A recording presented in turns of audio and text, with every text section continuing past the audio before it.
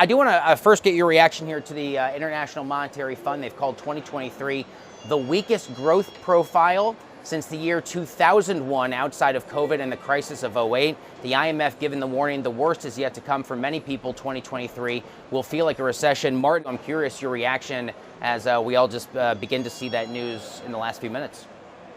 Well, I thought, JD, that summarized it quite well in the sense that they're talking about the worst being yet to come, but at the same time, the reduction in their 2023 growth forecast wasn't that significant. They're taking it down, I think, to about 2.7%. Now, that's down from 2.9%, and it's certainly slower than the expectation for this year.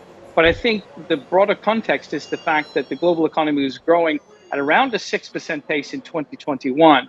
So whilst the machinations of the change are not that significant, the downdraft from what we saw from the post-pandemic high is quite significant, and I think that's why the IMF is talking about what they see as economic conditions that will feel like a recession, even though we will probably see modest growth into next year. Now, a lot of that, of course, is going to depend on central bank reaction functions. But interestingly, you're not hearing anything outside the Bank of England that would suggest that central banks are prepared to slow interest rate hikes into the teeth of this inflation surge. So we're at a really precarious point, I think, for growth here in the United States and indeed for the world as a result of that rapidly increasing inflation, the fact that supply chains remain disrupted, the fact that investment is being held at the sidelines whilst central banks increase their base borrowing costs, and as consumers pull back as a result of some